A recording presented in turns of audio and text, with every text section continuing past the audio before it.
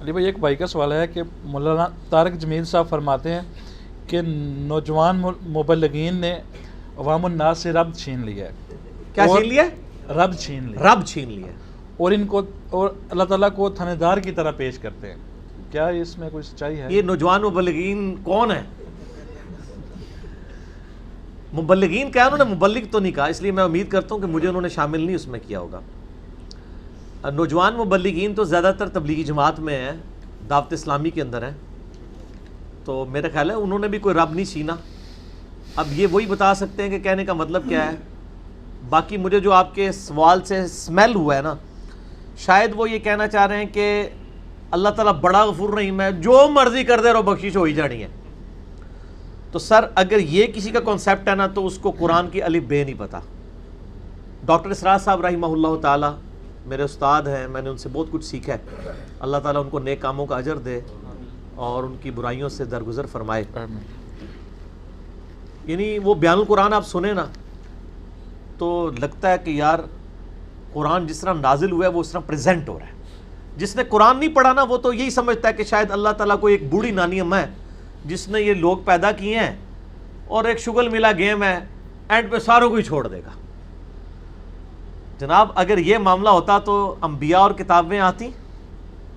امام محمد غزالی نے کیمیائے سعادت میں لکھا ہے کہ جو علماء ممبروں پہ چڑھ کے لوگوں کو یہ بتا رہے ہیں نا کہ اللہ تعالیٰ بڑا غفور الرحیم ہے، وہ سب کو بخش دے گا چاہے جس طرح کی مرضی زندگی گزارو، وہ اصل میں یہ بتانا چاہ رہے ہیں کہ اللہ تعالیٰ کے پیغمبر جھوٹے تھے نعوذ باللہ، ان کے ساتھ جو کتابیں نازل ہوئیں، یہ اس میں جو وعیدیں آئی ہیں کہ جو نافرمان ہیں ان کو دوزخ میں جھونکا جائے گا، یہ سب کا سب جھوٹ ہے اور وہ یہ صحیح کہہ رہے ہیں.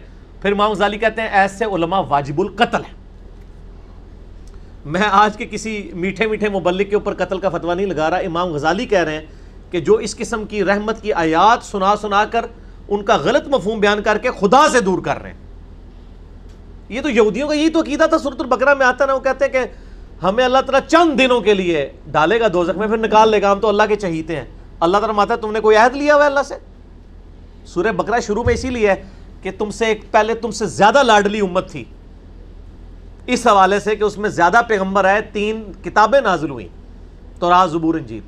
لیکن جب انہوں نے ہم سے روگردانی کی تو ہم نے دیکھو اسے ضربت علیہم الذلہ والمسکنہ، ان پہ ایسی ذلت اور مسکنت آج تک طاری ہے. تو سر یہ باتیں کرنا تھانے دار والا معاملہ نہیں. قرآن کا اسلوب ہی بڑا سخت ہے، اس میں کوئی شک نہیں. اور میں اکثر بتاتا ہوں 2011 کی بات ہے، ہمارے محلے میں ہی ایک مسجد، یعنی لڑکیوں کا ایک مدرسہ ہے اہل حدیث کا. تو وہاں پہ ایک آنٹی ہیں جو ڈاکٹر فرحت ہاشمی کی کلاس فیلو ہیں، اسٹوڈنٹ نہیں کلاس فیلو ہیں.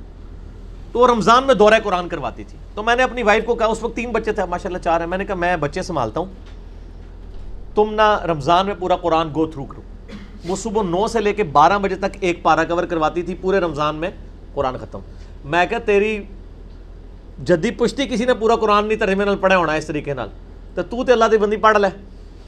اچھا جب وہ قرآن پڑھ کے مکمل ہو گیا کورس، میں نے اس کو کہا کہ تم نے کیا سیکھا؟ تو اس نے ایک جملے میں کنکلوڈ کیا.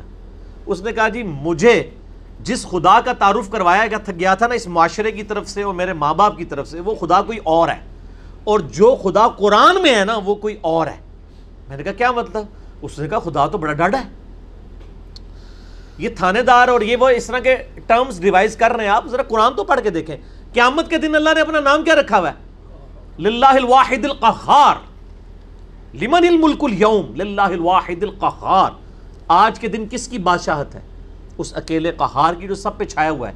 سورۃ المومن میں آتی ہے آیت، جسے سورہ غافر بھی کہتے ہیں. پھر صحیح بخاری میں حدیث ہے، نبی صلی اللہ علیہ وآلہ وسلم ایک چوراہے سے گزرے، کچھ اصحاب جو ہیں وہ ہنس رہے تھے، آپ رک گئے. آپ نے فرمایا جو کچھ میں جانتا ہوں نا تم جانتے ہوتے تو بہت کم ہنستے، زیادہ روتے. تو نبی الاسلام کا تو مبارک زندگی میں تو بڑی سنجیدگی ہے. اگر کوئی یہ سمجھتا ہے کہ بغاوت کی زندگی گزارے، اپنی مرضی کی زندگی، نہ، دنیا جو اللہ کی مرضی کی گزارے گا آخرت پھر وہ اس کی مرضی کی ہوگی. لیکن جو اپنی مرضی کی دنیا گزارے گا آخرت پھر اللہ کی مرضی کی ہوگی، یعنی دوزخ میں. وَلِعَوْذُ بِاللَّهِ تَعَالَى اللہم اجرنا من النار. یہ اتنا معاملہ آسان نہیں ہے.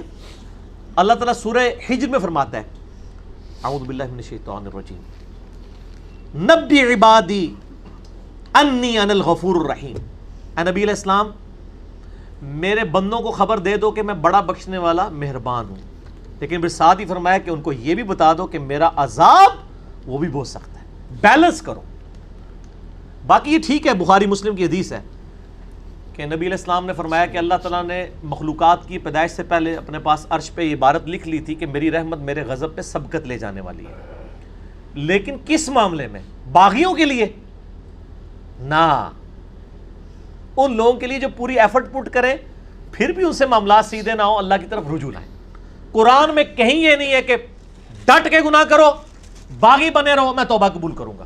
قرآن میں ہمیشہ آیا ہے کہ آپ غلطی کر بیٹھو، اللہ کی طرف رجوع لاؤ، اس کے بعد اپنی اصلاح کرو، اللہ تعالیٰ کو بخشنے والا مہربان پاؤ گے۔ اسی پہ میرا مسئلہ نمبر 18 ہے، گناہ کبیرہ اور توبہ کا بیان، اور وہ آیت نمبر بھی 17 اور 18 ہی ہے سورۃ النساء کی۔ میں وہ پڑھ بھی دیتا ہوں، اعوذ باللہ من الشیطان الرجیم، بسم اللہ الرحمن الرحیم۔ انما التوبۃ علی اللہ، اللہ کے ذمہ ہے ان لوگوں کی توبہ قبول کرنا۔ کن لوگوں کی توبہ؟ للذین یعملون السوء بجہالۃ، جو گناہ کر بیٹھے جہالت میں، انجانے میں ان سے غلطی ہو جائے، گناہ ہو جائے، ثم یتوبون من قریب، اس کے بعد فوراً توبہ کر لیں کہ یا اللہ غلطی ہو گئی، کو فجر کے بعد لیٹ اٹھا کہ یا اللہ معاف کر دے، کوشش تھی، الارم نہیں سن سکا، میں ابھی پڑھتا ہوں مجھے معاف کر دے، اس طرح کا۔ تو جو پڑھے ہی نہ، اوکے جی اللہ تعالیٰ نے کہا میں بڑا غفور رحیم ہاں۔ پورے قرآن میں میرا چیلنج ہے طارق جمیل صاحب کو بھی، میں ان کی بڑی عزت کرتا ہوں، بلکہ سب سے زیادہ میں ہی نے ان کا دفاع کیا ہے جب ان کے خلاف ناسبیوں نے بھونکنا شروع کیا ہے، میں ان سے بڑی محبت کرتا ہوں، میں ایسٹ سمجھتا ہوں امت کے لیے ان کو، لیکن میں طارق جمیل صاحب سے پوچھتا ہوں پورے قرآن میں کہاں لکھا ہے کہ باغی رہو تو میں معاف کروں گا؟ قرآن تو کہہ رہا ہے اللہ کے ذمہ ان لوگوں کی توبہ کا قبول کرنا ہے جو جہالت میں گناہ کر بیٹھے، ثم یتوبون من قریب، اس کے بعد فوراً توبہ کر لیں، فاولئک یتوب اللہ علیہم، پس ایسوں کی توبہ ہے اللہ فرماتا ہے میرے ذمہ، وکان اللہ علیما حکیما، اور اللہ تعالیٰ علم والا اور حکمت والا ہے، علم ہے اس کے پاس لیکن اس کی حکمت ہے، ڈھیل دیتا ہے کہ چلو توبہ کر لیں گے۔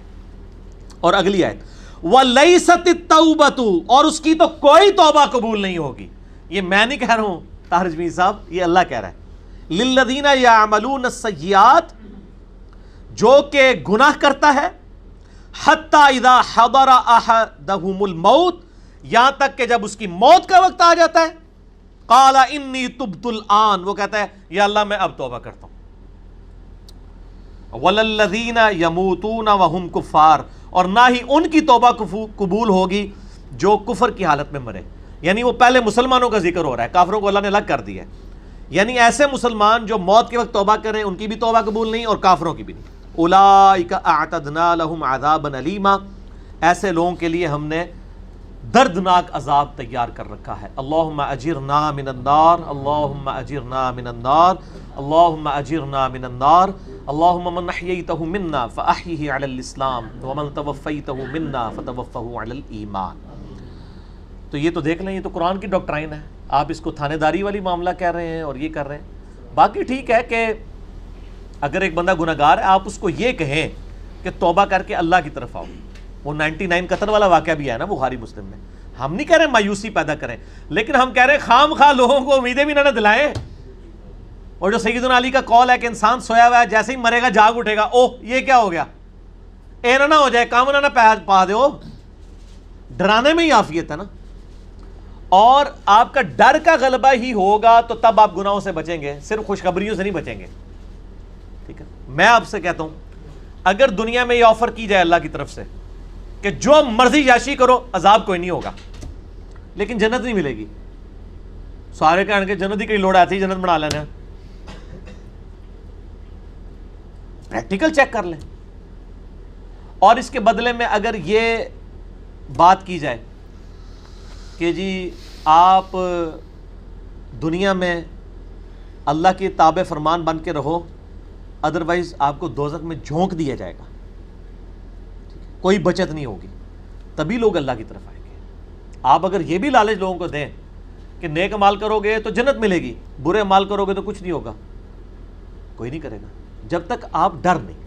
اور یہ نیک بندوں کی اللہ نے نشانی بتائی ہے، وہ دعا کرتے ہیں ربنا اصرف عنا عذاب جہنم ان عذابها کان غراما. سورۃ الفرقان میں جو مسئلہ 120 ہے، اہل ایمان کی 12 خصوصیات، میں نے پورا لیکچر ریکارڈ کروایا ہے.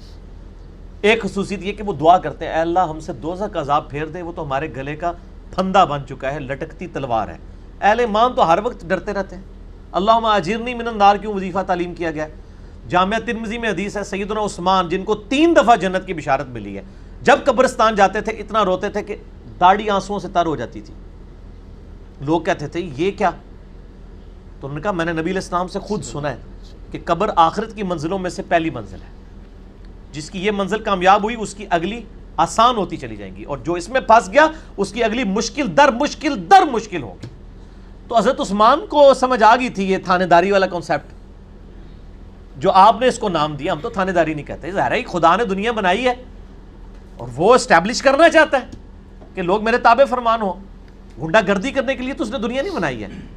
تو یہ بڑا کریٹیکل ایشو ہے، اور اس معاملے میں نا مجھے بڑا دکھ ہوتا ہے اس قسم کے وائزین سے. وہ اللہ تعالیٰ کی رحمت کی آڑ میں لوگوں کو اس طرف مائل کر دیتے ہیں کہ وہ الٹا جنہوں کہتے ہیں نا کہ وہ گاٹے فٹ ہونے والی تعلیمات ہو جاتی ہیں، اس سے لوگ پھر نیگیٹو رزلٹ نکالتے ہیں. آپ بیلنس بیان کریں. ہم کبھی نہیں کہتے کہ آپ جو ہے نا وہ اس قسم کی باتیں بیان کریں کہ جس کی وجہ سے لوگ اللہ تعالیٰ سے متنفر ہوں. آپ دونوں طرف کے مسائل کو بیان کریں. اسی قسم کی آیات جو ہے نا جی وہ یہ آ گئے. سورۃ النحل کی آیت نمبر 119 ہے. ثم ان ربک للذین عملوا السوء بجہالۃ، پھر اس کے بعد تمہارا رب ان لوگوں کے بارے میں جو جہالت میں گناہ کر بیٹھے، جو لوگ ثم تابوا اس کے بعد وہ توبہ کر لیں، من بعد ذالک گناہ کرنے کے بعد، واصلحوا اور اپنی اصلاح کر لیں، ان ربک من بعدها لغفور الرحیم، بے شک اللہ تعالیٰ اس کے بعد ضرور غفور رحیم ہے. کس کے بعد؟ جو اللہ کی شرطیں پوری کرے گا. کیا شرط ہے؟ جہالت میں گناہ ہوا، پھر اس کے فوراً بعد توبہ کی اور اپنی اصلاح بھی کر لی. خالی چھڑی توبہ نہیں. یا ایھا الذین آمنوا توبوا الی اللہ توبۃ نصوحا، اے ایمان والو اللہ کی طرف ایسی توبہ کرو جیسا کہ توبہ کرنے کا حق ہے. اب یہ ڈاکٹرائن کلیئر ہوگی. جو توبہ کرے وہ اصلاح کرے، ان ربک بے شک تیرا رب من بعدها اس کے بعد لغفور رحیم ضرور بخشنے والا مہربان ہے. میرا چیلنج ہے، قرآن میں کہیں یہ نہیں ہے کہ آپ باغی ہو جائیں اسی طرح زندگی گزاریں. ترمذی میں روایت ہے کہ موت کے غرغرے سے پہلے توبہ قبول ہے، لیکن کس کو پتا ہے کہ کس وقت موت کا غرغرہ آ جائے گا. تو اس قسم کی باتوں سے ڈیسیو نہیں ہونا چاہیے. ایسے وائزین کی ان کو بھی سمجھانا چاہیے، اور میں ان سے یہ کہوں گا قرآن پڑھیں تو آپ کو پتہ چلے گا کہ آپ کی یہ ڈاکٹرائن جو ہے وہ بالکل کتاب و سنت کے خلاف ہے. ٹھیک ہوگا جی.